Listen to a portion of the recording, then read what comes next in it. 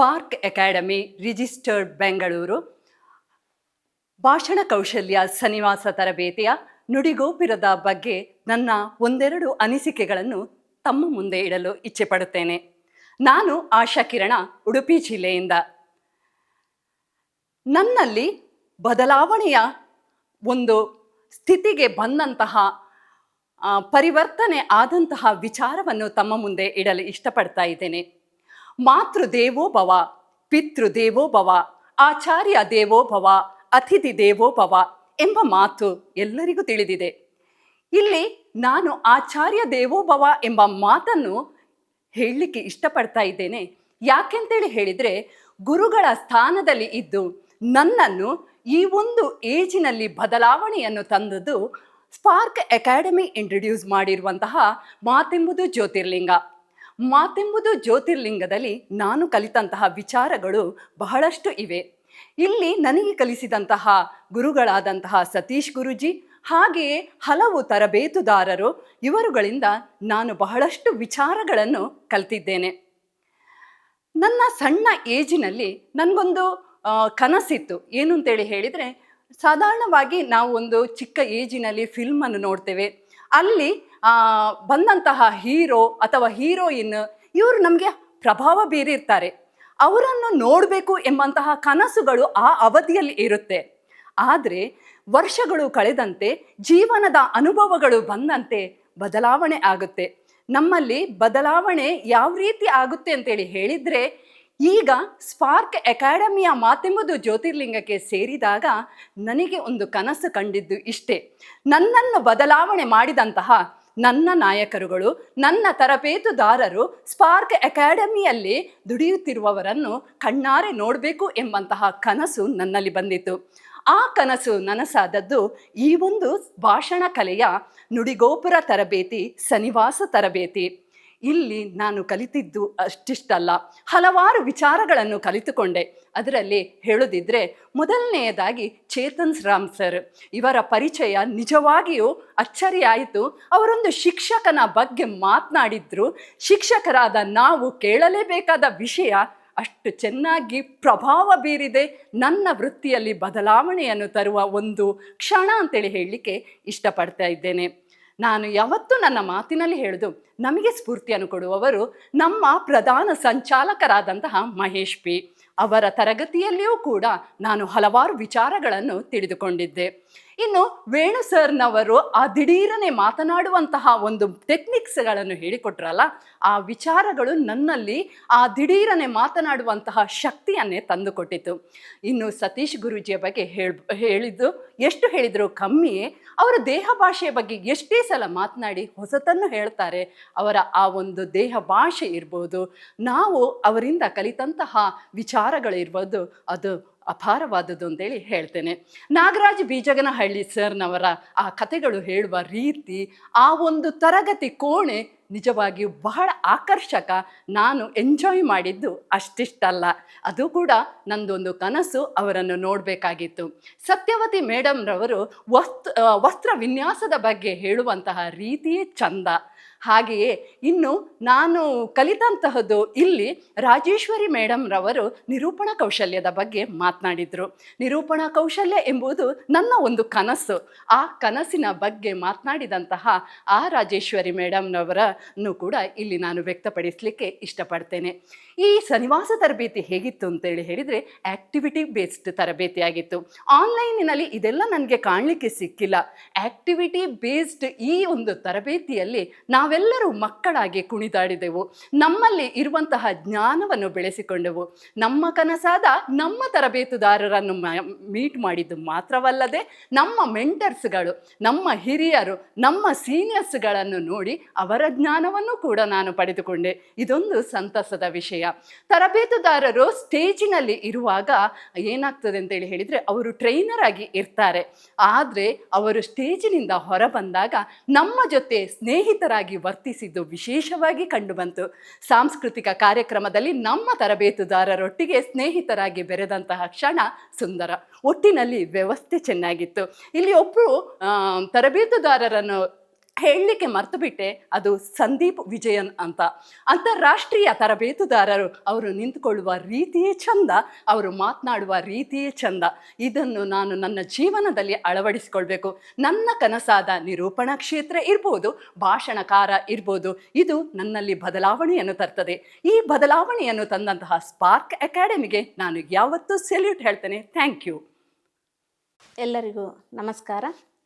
ನಾನು ಮಾತೆಂಬ ಜ್ಯೋತಿರ್ಲಿಂಗದ 3ನೇ ಬ್ಯಾಚಿನ ಅಭ್ಯರ್ಥಿ Mamata Sheelvant, PM Shri MKBS number 1 Shiggaon ಇಲ್ಲಿ ಸಹ ಶಿಕ್ಷಕಿಯಾಗಿ ಕರ್ತವ್ಯವನ್ನು ನಿರ್ವಹಿಸ್ತಾ ಇದ್ದೀನಿ.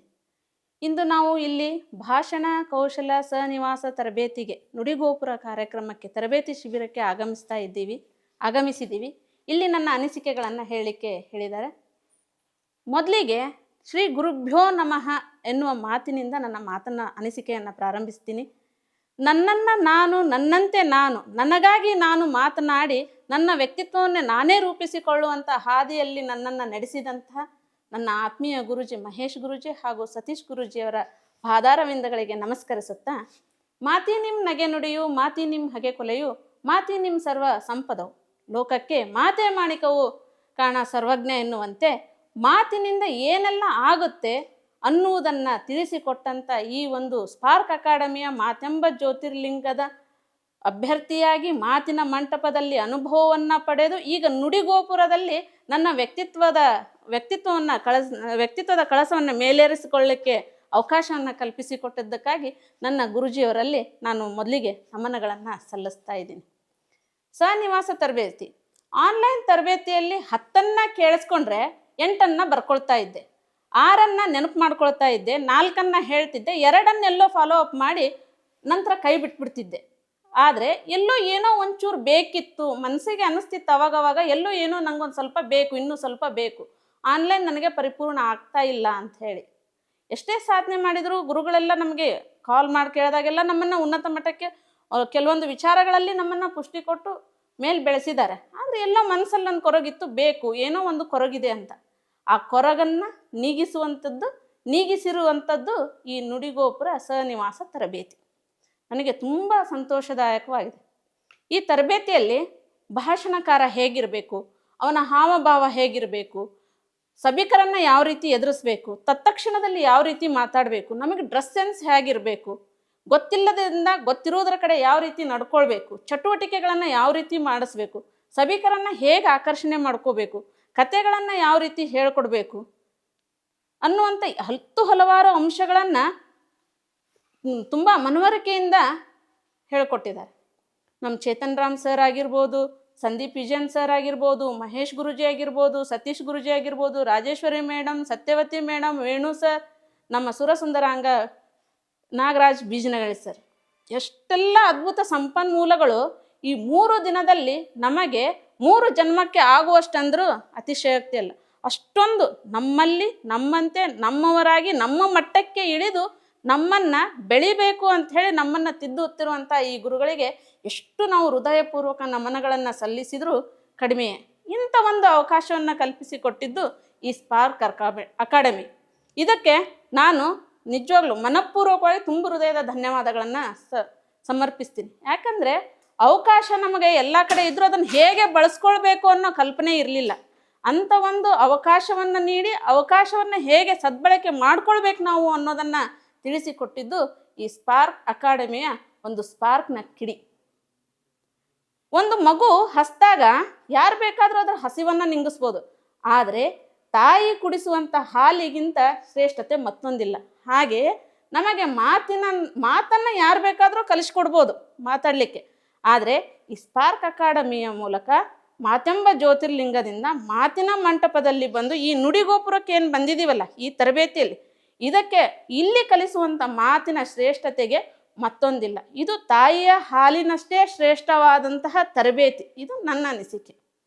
ಎಲ್ಲೋ ಇದ್ದು ಹೇಗೋ ಇದ್ದು ಏನೋ ಮಾಡೋದ್ರ ಬದಲಿ ಹೀಗೆ ಇದ್ದು ನಿನ್ನಂತೆ ನೀನೇ ಆಗಿ ನಿನ್ನನ್ನು ನೀನೇ ಬೆಳೆಸ್ಕೊಳ್ಬೇಕು ಅನ್ನೋ ಆತ್ಮಸ್ಥೈರ್ಯವನ್ನು ತುಂಬಿದ್ದು ನಮ್ಮ ಗುರೂಜಿಯವರು. ಹಾಗಾಗಿ ಈ ಒಂದು ನುಡಿಗೋಪುರ ತರಬೇತಿಗೆ ಬಂದದ್ದು ನನಗೆ ತುಂಬ ಹೃದಯದ ಸಂತಸವಾಗಿದೆ. ಅಷ್ಟಲ್ಲದೆ ಊಟ, ವಸತಿ, ಪ್ರಕೃತಿ ಸೌಂದರ್ಯ ಎಲ್ಲದೂ ನಿಜವಾಗ್ಲೂ ವ್ಯವಸ್ಥೆ ಅಂತೂ ಫುಲ್ ಹೈಟೆಕ್, 5 ಸ್ಟಾರ್ ಲೆವೆಲ್ ಅಂತಾರಲ್ಲ ಆ ಥರದಲ್ಲಿ ಇಟ್ಟು ರಾತ್ರಿ 12 ಆದರೂ ಕೂಡ ತರಬೇತುದಾರರು ನಮ್ಮೊಂದಿಗೆ ನಮ್ಮ ಮಟ್ಟಿಗೆ ಸ್ನೇಹಿತರಂತೆ ವರ್ತಿಸ್ತಾ ಇದ್ದಾರಲ್ಲ, ಅದು ತಪ್ಪಾದಾಗ ನಮ್ಮ ಮಟ್ಟಕ್ಕೆ ಇಳಿದು ತಿದ್ದುತ್ತಾ ಇದ್ದಾರಲ್ಲ, ಅದು ನಮಗೆ ನಿಜವಾಗ್ಲೂ ಏನೋ ಒಂದು ಕೊರಗೊಂದಿದ್ದಿತ್ತಲ್ಲ ಅದನ್ನು ಇಲ್ಲಿ ನೀಗಿಸಿದ್ದಾರೆ. ಆ ಕೊರಗನ್ನು ನೀಗಿಸಿ ನಮ್ಮ ವ್ಯಕ್ತಿತ್ವವನ್ನು ಉನ್ನತ ಮಟ್ಟಕ್ಕೆ ಏರಿಸುತ್ತಿರುವಂತಹ ಒಳ್ಳೆ ಅವಕಾಶಗಳನ್ನು ನೀಡಿರುವಂಥ ಈ ಸ್ಪಾರ್ಕ್ ಅಕಾಡೆಮಿ ಹಾಗೂ ಶಿಕ್ಷಕರ ಪ್ರತಿಭಾ ಪರಿಷತ್ನ ಭಾಷಣ ಕೌಶಲ ಸಹನಿವಾಸ ತರಬೇತಿಯ ನುಡಿಗೋಪುರದ ಎಲ್ಲ ಗುರುಜ್ಯೋತಿಗಳ ಆತ್ಮಗಳಿಗೆ ವಂದಿಸುತ್ತಾ ನನ್ನ ಅನಿಸಿಕೆಗಳನ್ನು ಮುಗಿಸುತ್ತೇನೆ. ಧನ್ಯವಾದಗಳು. ಎಲ್ರಿಗೂ ನಮಸ್ಕಾರ. ಸ್ಪಾರ್ಕ್ ಅಕಾಡೆಮಿ ಬೆಂಗಳೂರು ಭಾಷಣ ಕೌಶಲ್ಯ ಸಹನಿವಾಸ ತರಬೇತಿ ನುಡಿಗೋಪುರ ಕಾರ್ಯಕ್ರಮದ ಬಗ್ಗೆ ನನ್ನ ಒಂದೆರಡು ಅನಿಸಿಕೆಗಳನ್ನು ಹೇಳಲಿಕ್ಕೆ ಇಷ್ಟಪಡ್ತೀನಿ. ನಾನು ಜಯಂತಿ ಹುದಾರ್, ಬೆಂಗಳೂರು. ನನ್ನ ಒಂದು ಅನಿಸಿಕೆಯನ್ನು ಹೇಳುವ ಪೂರ್ವದಲ್ಲಿ ನನ್ನ ಗುರುವಿಗೆ ಒಂದು ಕಾಣಿಕೆಯನ್ನು ಕೊಡಬೇಕು ಅಂತ ಒಂದು ಹಾಡಿನ ಮುಖಾಂತರ ಕಾಣಿಕೆಯನ್ನು ಅರ್ಪಿಸೋದ್ರ ಮುಖಾಂತರ ನನ್ನ ಅನಿಸಿಕೆಯನ್ನು ಹೇಳ್ತಿದ್ದಾನು. ಗುರುವೆ ನಾನು ಒಂದು ಸೊನ್ನೆಗೆಲ್ಲಿ ಬೆಲೆ ಇದೆ, ಸೊನ್ನೆ ಹಿಂದೆ ಇದ್ದರಂಗೆ ಸೊನ್ನೆಗಾಗ ಬೆಲೆ ಇದೆ, ಸೊನ್ನೆಗಾಗ ಬೆಲೆ ಇದೆ. ಗುರುವೆ ನಾನು ಒಂದು ಸೊನ್ನೆಗೆಲ್ಲಿ ಬೆಲೆ ಇದೆ. ಮಾತೆಂಬುದು ಜ್ಯೋತಿರ್ಲಿಂಗ ಈ ಒಂದು ಕಾರ್ಯಕ್ರಮದಲ್ಲಿ ಮೊದಲನೆಯ ತಲೆಕಾರ್ತಿಯಾಗಿ ನಾನು ಬಂದೆ. ಬರುವಂಥ ಪೂರ್ವದಲ್ಲಿ ನಾನು ಹೇಗಿದ್ದೆ ಅಂತಂದರೆ ಒಂದು ಸೊನ್ನೆ, ಏನೋ ಗೊತ್ತಿಲ್ಲ. ಆ ಸೊನ್ನೆಯನ್ನು ತೀಡಿದಂಥ ನನ್ನ ಗುರು ಸತೀಶ್ ಗುರುಜಿಯವರಿಗೆ ಮೊದಲದಾಗಿ ಪ್ರಣಾಮವನ್ನು ಅರ್ಪಿಸ್ತೇನೆ ನಾನು. ಈ ಮಾತೆಂಬುದು ಜ್ಯೋತಿರ್ಲಿಂಗದಲ್ಲಿ ನಾವು ಆನ್ಲೈನ್ನಲ್ಲಿ ತರಬೇತಿಗಳನ್ನು ಪಡೆದು ಸುಮಾರು 6 ತಿಂಗಳ ಕಾಲ ನಾವು ತರಬೇತಿಯನ್ನು ಪಡೆದು, ಮೊದಲನೇ ಬ್ಯಾಚಿನವ್ರು ನಾವು 6 ತಿಂಗಳ ತರಬೇತಿಯನ್ನು ಪಡೆದ್ವಿ. ಆ ಸಂದರ್ಭದಲ್ಲಿ ನಾವು ಯಾವ ರೀತಿಯಾಗಿ ಮಾತನಾಡಬೇಕು, ಹೇಗೆ ಮಾತಾಡಬೇಕು, ಎಷ್ಟು ಮಾತಾಡಬೇಕು, ನಮ್ಮ ಆಂಗಿಕ ಚಲನೆ ಹೇಗಿರಬೇಕು, ಧ್ವನಿ ಸ್ವರೂಪ ಹೇಗಿರಬೇಕು, ಎಲ್ಲವನ್ನ ಕೂಡ ನಮಗೆ ಆನ್ಲೈನ್ನಲ್ಲಿ ಗುರೂಜಿ ಅವರು ಪ್ರತಿಯೊಂದು ವಿಷಯಗಳನ್ನು ಮಹೇಶ್ ಸರ್ ಆಗಿರ್ಬೋದು, ಬೇರೆ ಬೇರೆ ತರಬೇತುದಾರರು ಬಂದು ನಮಗೆ ಹೇಳ್ಕೊಡ್ತಾ ಇದ್ರು. ಅದೆಲ್ಲವನ್ನ ತಿಳಿದುಕೊಂಡಿದ್ರು ಕೂಡ ನಮಗೆ ಏನೋ ಇನ್ನೂ ಜ್ಞಾನದ ಕೊರತೆ ಇತ್ತು. ನೇರವಾಗಿ ಮುಖಾಮುಖಿ ಆದಾಗ ನಾವು ಯಾವ ರೀತಿಯಾಗಿ ತಿಳ್ಕೊಬೋದು ವಿಷಯಗಳನ್ನು ಅನ್ನೋದ್ರ ಬಗ್ಗೆ ಈ ಕೊರತೆ ಇತ್ತು. ನಾನು ಅವಾಗವಾಗ ಸರ್ ಹತ್ರ ಕೇಳ್ತೇನೆ, ಸರ್ ಒಂದು ಮುಖಾಮುಖಿ ತರಬೇತಿಯನ್ನು ಮಾಡಿ ಅಂತ. ಅದಕ್ಕೆ ಸದಾವಕಾಶ ನಮಗೆ ಸಿಕ್ತು. ಈ 3 ದಿನಗಳ ಕಾಲದಲ್ಲಿ ನಾವು ಕಲಿತುಕೊಂಡಿರುವಂಥ ವಿಷಯಕ್ಕೆ ಅದಕ್ಕೆ ವಿಷಯವನ್ನು ನಾವು ಹೇಳಲಿಕ್ಕೆ ಸಾಧ್ಯ ಇಲ್ಲ. ಅಷ್ಟೊಂದು ವಿಷಯಗಳನ್ನು ನಾವು ನಮ್ಮಲ್ಲಿ ತುಂಬಿಸ್ಕೊಂಡಿದ್ವಿ. ಮೊದಲನೇ ದಿನ ನಮಗೆ ಚೇತನ್ ರಾಮ್ ಸರ್ ಅವ್ರು ಹೇಳ್ತಾರೆ, ಒಬ್ಬ ಗುರು ಆದವನು ವಿದ್ಯಾರ್ಥಿಗಳನ್ನ ಗುರುತ್ವಾಕರ್ಷಣೆ ಅದೇ ಆ ಶಕ್ತಿಯ ಮುಖಾಂತರ ನಾವು ನಮ್ಮನ್ನು ಎಳ್ಕೋಬೇಕು ಅಂತ. ಶಿಕ್ಷಕರಾದಂಥ ನಮಗೆ ಇದು ಅತಿ ಅಗತ್ಯ ಆಗಿತ್ತು. ಬರೀ ಎಳೆದುಕೊಳ್ಳೋದು ಮಾತ್ರ ಅಲ್ಲ, ಇಡೀ ಪ್ರೇಕ್ಷಕ ವರ್ಗದವ್ರನ್ನ ನಾವು ಹೇಗೆ ನಮ್ಮ ಮುಷ್ಟಿಯಲ್ಲಿ ಇಟ್ಕೊಳ್ಬೇಕು ಅನ್ನುವುದನ್ನು ಅವರ ವಿವಿಧ ಆಂಗಿಕ ಚಲನೆಗಳ ಮುಖಾಂತರ, ಧ್ವನಿಯ ಮುಖಾಂತರ ನಮ್ಮನ್ನ ಸೆರೆದಿಟ್ಟುಕೊಳ್ಳುವಲ್ಲಿ ಚೇತನ್ ರಾಮ್ ಸರ್ ಅವರು ತುಂಬಾ ಅದ್ಭುತವಾಗಿ ನಮ್ಗೆ ಹೇಳ್ಕೊಟ್ರು. ನಂತರ ಸಂದೀಪ್ ವಿಜಯನ್ ಸರ್ ಅವರು ಒಬ್ಬ ಪಬ್ಲಿಕ್ ಸ್ಪೀಕಿಂಗ್ ಮಾಡುವವರು, ಒಬ್ಬ ಭಾಷಣಕಾರ ಯಾವ ರೀತಿಯ ಕೌಶಲ್ಯಗಳನ್ನ ಬೆಳೆಸ್ಕೊಳ್ಬೇಕು ಅನ್ನೋದನ್ನು ಕೂಡ, ಹೇಗೆ ಇದು ಸ್ಟೇಜ್ ಫಿಯರಿಂದ ನಾವು ಹೊರಗಡೆ ಬರಬೇಕು ಅನ್ನೋದನ್ನ ಅತಿ ಅದ್ಭುತವಾಗಿ ನಮ್ಗವರು ಹೇಳ್ಕೊಟ್ರು. ಅದೇ ರೀತಿಯಾಗಿ ನಂತರ ನನಗೆ ಪ್ರಮುಖವಾಗಿ ಬೇಕಾಗಿದ್ದು ಏನಂತಂದ್ರೆ, ನಾನು ಮೊದಲನೇ ಬ್ಯಾಚಿನ ಕಲಿಕಾರ್ಥಿ ಆಗಿದ್ದು, ನಂತರ ನಾನು ತರಬೇತುಗಳಾಗಿ ಮುಂಬಡ್ತಿಯನ್ನ ಪಡೆದುಕೊಂಡೆ. ಸೊ ನಮ್ಗೆ ಅಲ್ಲಿ ಏನಾಗ್ತಿತ್ತು ಅಂದ್ರೆ ವಿಷಯಗಳನ್ನ ಕೊಡ್ತಾ ಇದ್ರು. ಮನೆಯಲ್ಲಿ ಕೂತ್ಕೊಂಡು ಸುಮಾರು 2-3 ದಿನಗಳ ಕಾಲ ಅದಕ್ಕೆ ಬೇಕಾದಂಥ ಎಲ್ಲ ವಿಷಯಗಳನ್ನು ನಾವು ಕಲೆಕ್ಟ್ ಮಾಡಿಕೊಂಡು ಹೇಳ್ಕೊಡ್ತಾ ಇದ್ವಿ. ಅದ್ರಲ್ಲಿ ಯಾವ ಹೆದರಿಕೆ ಇರ್ತಿಲ್ಲಾಗಿತ್ತು. ಎಲ್ಲ ವಿಷಯವನ್ನ ಹೇಳ್ಕೊಡ್ತಾ ಇದ್ವಿ, ಖುಷಿಯಲ್ಲಿ ಹೇಳ್ತಾ ಇದ್ವಿ, ಬೇಷು ಅನ್ಸ್ಕೊಂಡಿದ್ವಿ ಗುರುವಿನಿಂದ.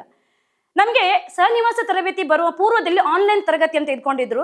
ಅಲ್ಲಿ ಹೇಳಿದ್ರು ಮಹೇಶ್ ಸರ್ ಅವರು, ನಿಮಗೆ ಈ ನೇರ ತರಬೇತಿಯಲ್ಲಿ ನಿಮಗೆ 2 ನಿಮಿಷದ ಟಾಸ್ಕು, 3 ನಿಮಿಷದ ಟಾಸ್ಕ್ ಕೊಡ್ತೀವಿ, ನೀವು ವಿಷಯ ಪಟ್ಟಂತ ಬಂದು ಹೇಳಬೇಕು ಅಂತ. ಅಲ್ಲಿ ಶುರುವಾಯ್ತು ನೋಡ್ರಿ ಎದೆಯಲ್ಲಿ ಪುಕ್ಕ. ಯಾಕೆಂತಂದ್ರೆ ಅಲ್ಲಿ ವಿಷಯಗಳು ಇರ್ತಾ ಇತ್ತು, ನಾವು ಪ್ರಿಪ್ರೇಷನ್ ಆಗ್ತಾ ಇದ್ವಿ. ಸಡನ್ ಆಗಿ ವೇದಿಕೆ ಮೇಲೆ ಬಂದಾಗ ಹೇಗೆ ಮಾತಾಡೋದು ಅನ್ನುವಂಥದ್ದು ನನಗೆ ಅವತ್ತಿಂದನೂ ಇತ್ತು. ಇಲ್ಲಿ ಬಂದವಾಗ 4-5 ಜನ ಹೋಗ್ಲಿಕ್ಕೆ ಹೆದರಿಕೆ. ಆದರೆ ನಮ್ಮ ಕಲ್ಪನಾಮ್ನವರು ಪುಷ್ ಮಾಡಿದ್ರು, ಹೋಗಮ್ಮ ನೀನು ಮಾತಾಡು ಅಂತ ಜೋರು ಮಾಡಿ ಕಳಿಸಿದ್ರು. ನಾನು ನನ್ನ ರಮೇಶ್ ಸರ್ ಅವ್ರು ಇಬ್ರು ಒಟ್ಟಿಗೆ ಹೋಗಿ ಒಂದು ವಿಷಯವನ್ನ ಅಲ್ಲಿ ನಮಗೆ ಕೊಟ್ಟರು. ಎಷ್ಟು ಚೆನ್ನಾಗಿ ಮಾತಾಡಿದ್ವಿ. ಕಾರಣ ಏನಂತಂದ್ರೆ 13 ಹಂತಗಳನ್ನ ನಮಗೆ ವೇಣು ಸರ್ ಅವರು ಅವರದ್ದೇ ಆದಂಥ ರೀತಿಯಲ್ಲಿ ಹೇಳಿಕೊಡೋದ್ರ ಮುಖಾಂತರ ಪ್ರಾಯೋಗಿಕ ತರಗತಿಗಳನ್ನ ಕೊಡೋದ್ರ ಮುಖಾಂತರ ನಮ್ಮನ್ನ ಆ ಒಂದು ಅರ್ಧ ಗಂಟೆ ಅವಧಿಯಲ್ಲಿ ನಮ್ಮನ್ನ ಅವರು ತಯಾರು ಮಾಡಿಬಿಟ್ರು. ಇದು ಅಂದ್ರೆ ಭಾಷಣ ಕಲೆ ಅಂತಂದ್ರೆ ಕಲಿಯುವಂತ ರೀತಿ. ಒಬ್ಬ ಗುರುವಾದವರು ನಮ್ಮನ್ನ ಯಾವ ರೀತಿಯಾಗಿ ಎತ್ತಿ ತಿದ್ದಿ ತೀರ್ತಾರೆ ಅನ್ನುವಂಥದ್ದಕ್ಕೆ ಇಲ್ಲಿ ಭಯ ಹೊರಟೋಯ್ತು. ಈಗ ಯಾವ ವಿಷಯ ಕೊಟ್ಟರು ಸ್ವಲ್ಪ ಮಟ್ಟಿಗೆ ಅಂದ್ರೆ ಸಡನ್ ಆಗಿ ಕೊಟ್ಟಾಗ ಮಾತನಾಡುವಂತಹ ಒಂದು ಕಲೆ ಈ ಒಂದು ಸನ್ನಿವಾಸ ತರಬೇತಿಗೆ ಬಂದ ಮೇಲೆ ನಾನು ತಿಳಿದುಕೊಂಡಿರುವಂಥದ್ದು, ಅದು ನನಗೆ ಹೆಮ್ಮೆ. ನಂತರ ಶಿವಕುಮಾರ್ ಸರ್ ಅವರು ಸ್ಟೇಜ್ ಅನ್ನು ನಾವು ಯಾವ ರೀತಿಯಾಗಿ ಬಳಸ್ಕೊಳ್ಬೇಕು, ಪ್ರೇಕ್ಷಕರನ್ನ ಹೇಗೆ ಹಿಡಿದಿಟ್ಕೊಳ್ಬೇಕು ಅನ್ನೋದನ್ನು ಕೂಡ ಅತಿ ಅದ್ಭುತವಾಗಿ ನಮಗೆ ಹೇಳ್ಕೊಟ್ರು. ನಂತರ ಇವರು ಸಂದೀಪ್ ವಿಜಯನ್ ಸರ್ ಅವ್ರದ್ದು ಹೇಳ್ದೆ ನಾನು.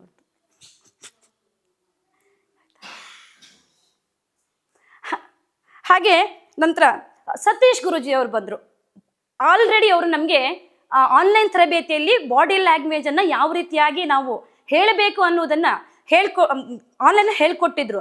ಪೂರ್ತಿ ಬಾಡಿ ಕಾಣ್ತಿರ್ಲಿಲ್ಲಾಗಿತ್ತು, ನಮ್ಗೆ ಅರ್ಧ ಕಾಣಿಸ್ತಾ ಇತ್ತು. ಆದ್ರೆ ಇಲ್ಲಿ ಬಂದಾಗ ಅವರ ಇನ್ನೊಂದು ಮುಖದ ದರ್ಶನ ನಮ್ಗಾಯ್ತು. ಎಷ್ಟು ಅದ್ಭುತವಾಗಿ ಅವರು ನಮ್ಗೆ ಇಲ್ಲಿ ಬಾಡಿ ಲ್ಯಾಂಗ್ವೇಜ್ ಅನ್ನ ಬಳಸ್ಕೊಳ್ಬೇಕು, ಆಂಗಿಕ ಚಲನೆಯನ್ನು ಹೇಗಿರ್ಬೇಕು, ಧ್ವನಿ ಸ್ವರೂಪ ಹೇಗಬೇಕು, ಪದಗಳ ಬಳಕೆಯನ್ನು ನಾವು ಹೇಗೆ ಮಾಡ್ಬೇಕು ಅನ್ನೋದನ್ನ ಅತಿ ಅದ್ಭುತವಾಗಿ ಹೇಳ್ಕೊಟ್ರು. ನಂತರ ಬೀಜಗನಹಳ್ಳಿ ನಾಗರಾಜ್ ಸರ್ ಬಗ್ಗೆ ಅಂತ ನಾವು ಹೇಳುವ ಹಾಗೆ ಇಲ್ಲ, ಯಾಕೆಂದ್ರೆ ಅತಿ ಅದ್ಭುತವಾದಂತ ಕಥಾಗಾರರು. ಒಮ್ಮೆ ನಾವು ಪೆನ್ ಇಟ್ಕೊಂಡ್ರೆ ಇಳಿಸೋದು ಅವ್ರ ಮುಗದ ಮೇಲೆ, ಅಂದ್ರೆ ಅಷ್ಟು ಫಾಸ್ಟ್ ಆಗಿ ನಮ್ಗೆ ಬರೀಲಿಕ್ಕೂ ಆಗದೆ ಇರುವಷ್ಟು ಕಥೆಗಳ ಸಂಗ್ರಹವನ್ನ ಹೊತ್ತುಕೊಂಡಿರುವಂತವ್ರು ಅವರು. ಕಥೆಗಳ ರಾಜ ಅಂತೇಳಿ ನಾವು ಅವ್ರನ್ನ ಕರಿಬಹುದು.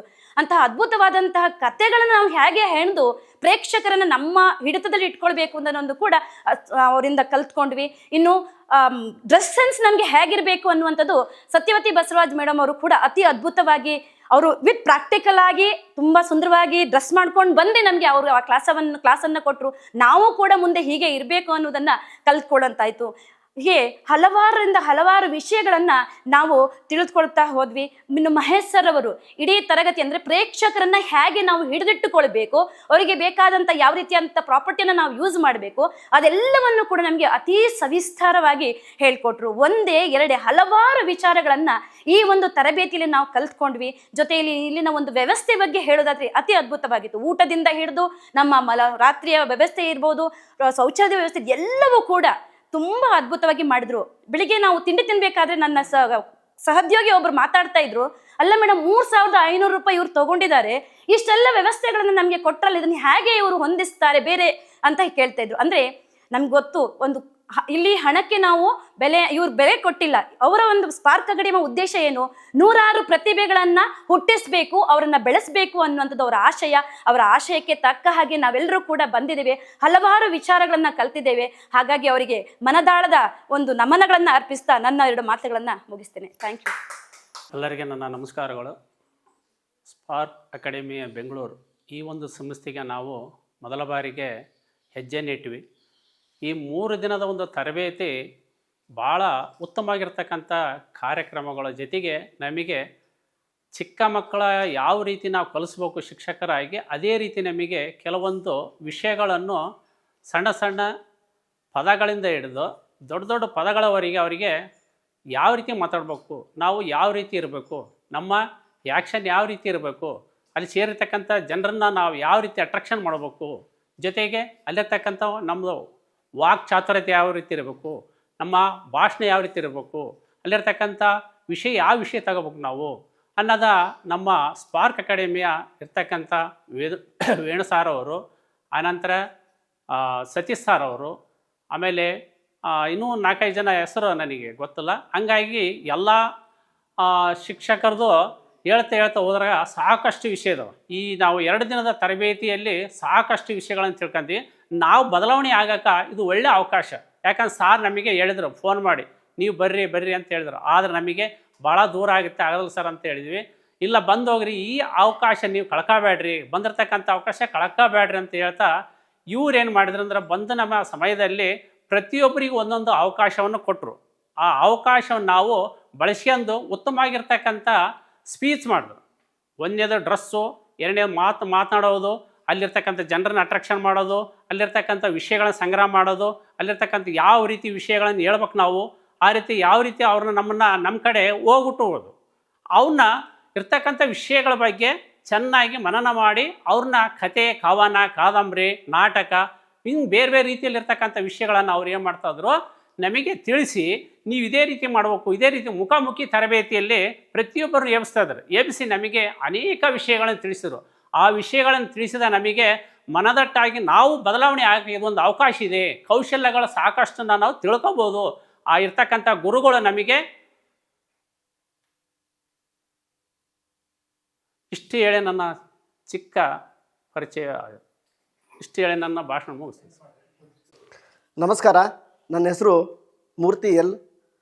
ಶಿಕ್ಷಕರು, ಸರ್ಕಾರಿ ಹಿರಿಯ ಪ್ರಾಥಮಿಕ ಶಾಲೆ ಯರಬಳ್ಳಿ, ಹರಪನಹಳ್ಳಿ ತಾಲೂಕು, ವಿಜಯನಗರ ಜಿಲ್ಲೆ. ನಾನು ಪ್ರತಿಭಾ ಪರಿಷತ್ನಲ್ಲಿ ಒಂದು ಸಮಿತಿಯ ಮುಖ್ಯಸ್ಥನಾಗಿದ್ದು, ಅದರ ಮೂಲಕ ಈ ಸ್ಪಾರ್ಕ್ ಅಕಾಡೆಮಿ ಒಂದು ಸಹಯೋಗದಲ್ಲಿ ಭಾಷಣ ಕಲಾ ತರಬೇತಿಯನ್ನು ಆಯ್ದ ಆಸಕ್ತಿ ಇರ್ತಕ್ಕಂಥ ಶಿಕ್ಷಕರಿಗೆ ನಾವು ಒಂದು 26 ಜನ ಅದರಲ್ಲಿ ಪಾರ್ಟಿಸಿಪೇಟ್ ಮಾಡಿದ್ವಿ. ಅದರಲ್ಲಿ ನಾವು ಮೊದಲನೇ ಬ್ಯಾಚ್ನವರಾಗಿದ್ದು, ಅಲ್ಲಿಂದ ನಾವು ಸತತವಾಗಿ ಈಗ ಸುಮಾರು 5 ಬ್ಯಾಚ್ಗಳಾಗಿದ್ದಾವೆ. ಸೊ ಇವತ್ತು ಏನಾಗ್ತಾ ಇದೆ ಅಂತಂದರೆ, ಒಂದು ಮೇ 23, 24, 25ರಂದು ಸಹನಿವಾಸ ತರಬೇತಿ ಮೈಸೂರಿನಲ್ಲಿ ನಡೀತಾ ಇದೆ. ಇಲ್ಲಿಯ ಒಂದು 3 ದಿನದ ಒಂದು ತರಬೇತಿಯ ಬಗ್ಗೆ ಹೇಳೋದಾದರೆ, ಇಲ್ಲಿ ನಮಗೆ ಅತ್ಯುತ್ತಮ ಒಂದು ರಾಜ್ಯ ಮಟ್ಟದ, ರಾಷ್ಟ್ರ ಮಟ್ಟದ ಮತ್ತು ಅಂತಾರಾಷ್ಟ್ರೀಯ ಮಟ್ಟದ ತರಬೇತುದಾರರು ಬಂದು ನಮಗೆ ಇವತ್ತು ತರಬೇತಿಯನ್ನು ಮುಖಾಮುಖಿ ನೀಡಿದ್ದಾರೆ. ಇಷ್ಟು ದಿನ ನಾವು ಆನ್ಲೈನಲ್ಲಿ ಕಲಿತಾ ಇದ್ವಿ. ಈಗ ಅವರನ್ನು ನೋಡಿ, ಹತ್ತಿರದಿಂದ ನೋಡಿ, ಅವರನ್ನು ಮುಟ್ಟಿ ನಾವು ಒಂದು ಭಾಷಣದ ಬಗ್ಗೆ ಕಲಿಯುವ ಒಂದು ಸದಾ ಅವಕಾಶವನ್ನು ಮೈಸೂರು ಅವರು ಮಾಡಿಕೊಟ್ಟಿದ್ದಾರೆ. ನಮಗೆ ತರಬೇತುದಾರರಾಗಿ ಖ್ಯಾತ, ಒಂದು ಅಂತಾರಾಷ್ಟ್ರೀಯ ಮಟ್ಟದ ಖ್ಯಾತ ತರಬೇತುದಾರರಾಗಿರುವಂತಹ ಚೇತನ್ ರಾಮ್ ಸರ್ ಅವರು, ಹಾಗೆ ವೇಣು ಸರ್ ಅವರು, ಮಹೇಶ್ ಪಿ ಸರ್ ಅವರು, ಹಾಗೆ ಸತೀಶ್ ಗುರೂಜಿ ಅವರು, ಜೊತೆಗೆ ತುಂಬ ಅತಿ ಅದ್ಭುತವಾಗಿ ಕಥೆಗಳ ಮೂಲಕ ಎಲ್ಲರೂ ಮನಸೂರೆಗೊಳ್ಳುವಂತಹ ನಾಗರಾಜ್ ಬೀಜಗಣಿ ಸರ್ ಅವರು, ಸಂದೀಪ್ ವಿಜಯನ್ ಸರ್ ಅವರು, ಹಾಗೆ ಶಿವಕುಮಾರ್ ಸರ್ ಅವರು, ಮತ್ತು ಸತ್ಯವತಿ ಮೇಡಮ್ ಅವರು. ಹೀಗೆ ಹಲವಾರು ಜನ ಅವ್ರದ್ದೇ ಆದ ಒಂದು ಶೈಲಿಯಲ್ಲಿ, ಅವ್ರದ್ದೇ ಆದ ಒಂದು ಪ್ಲಾಟ್ಫಾರ್ಮಲ್ಲಿ ನಮ್ಮನ್ನು ಒಂದು ಒಳ್ಳೆಯ ಭಾಷಣಕಾರರಾಗಿ ಹೇಗಿರಬೇಕು, ನಿಮ್ಮ ಆಂಗಿಕ ಭಾಷೆ ಹೇಗಿರಬೇಕು, ನಿಮ್ಮ ಒಂದು ಪೂರ್ವ ಸಿದ್ಧತೆ ಹೇಗಿರಬೇಕು, ನಿಮ್ಮ ವಾಯ್ಸ್ ಮಾಡ್ಯುಲೇಷನ್ ಯಾವ ರೀತಿ ಇರಬೇಕು ಅನ್ನೋದನ್ನು ಪ್ರಾಯೋಗಿಕವಾಗಿ ಹಲವಾರು ಚಟುವಟಿಕೆಗಳ ಮೂಲಕ ನಮಗೆ ಕಲಿಸಿದ್ದಾರೆ. ಈ ಒಂದು ಅವಕಾಶವನ್ನು ಮಾಡಿಕೊಟ್ಟಂತಹ ಈ ಸ್ಪಾರ್ಕ್ ಅಕಾಡೆಮಿಗೆ ನಾವು ಯಾವತ್ತೂ ಆಭಾರಿಯಾಗಿರ್ತೇವೆ. ಇಲ್ಲಿಯ ವ್ಯವಸ್ಥೆ ತುಂಬ ಅಚ್ಚುಕಟ್ಟಾಗಿ ಮಾಡಿದ್ದಾರೆ. ಊಟ, ತಿಂಡಿ, ಕಾಫಿ, ಆಮೇಲೆ ವಸತಿ ವ್ಯವಸ್ಥೆ, ಇದನ್ನೆಲ್ಲ ತುಂಬ ಅಚ್ಚುಕಟ್ಟಾಗಿ ಮಾಡಿದ್ದಾರೆ. ಈ ಒಂದು ಅವಕಾಶನ ಒದಗಿಸಿಕೊಟ್ಟಂತಹ ಸ್ಪಾರ್ಕ್ ಅಕಾಡೆಮಿಗೆ ಮತ್ತೊಮ್ಮೆ ನಾನು ನಮಸ್ಕಾರಗಳನ್ನು ಹೇಳ್ತಾ ನನ್ನ ಮಾತನ್ನು ಮುಗಿಸ್ತೇನೆ. ಧನ್ಯವಾದಗಳು.